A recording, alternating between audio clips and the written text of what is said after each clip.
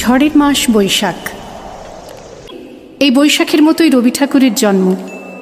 সোনার আশ্বিনে নয়, হিমের রাতের অঘ্রাণে নয়, ফুল রাঙানো ফাগুনে নয়, এই খর ক্ষিপ্র বৈশাখেই তাঁর জন্ম।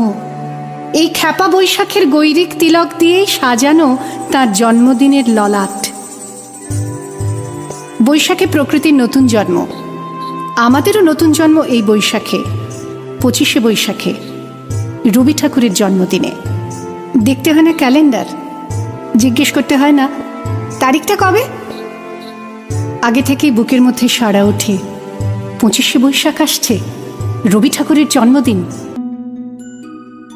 বহে নিরন্তর অনন্ত আনন্দ ধারা, বহে নিরন্তর অনন্ত আনন্দ ধারা।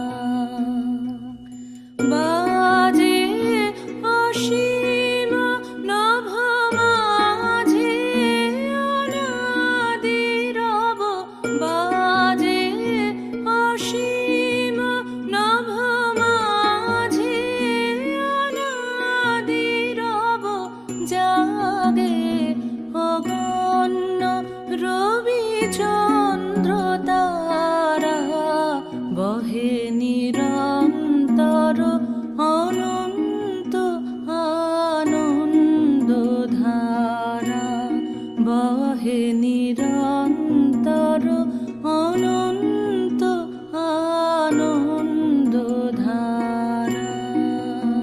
আকাশে, মাটিতে, মনে এত যে বৃষ্টি পড়ে, তার ছন্দ রবি ঠাকুরের। এত যে ফুল ফোটে, তার গন্ধ রবি ঠাকুরের। তাই প্রতিদিনই তাঁর জন্ম, কোনো দিনই তাঁর মৃত্যু নেই।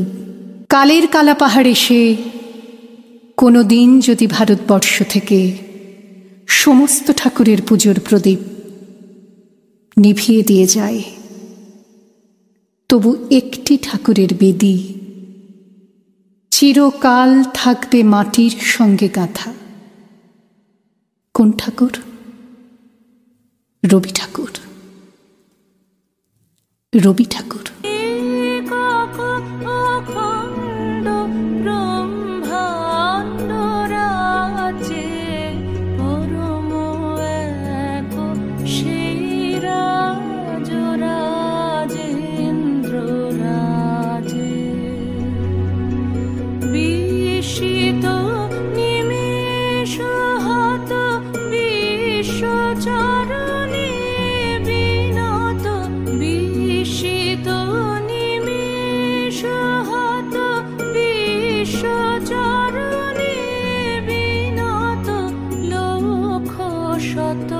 ভক্ত চিত বাক্যহারা, বহে নিরন্তর অনন্ত আনন্দ ধারা, বহে নিরন্তর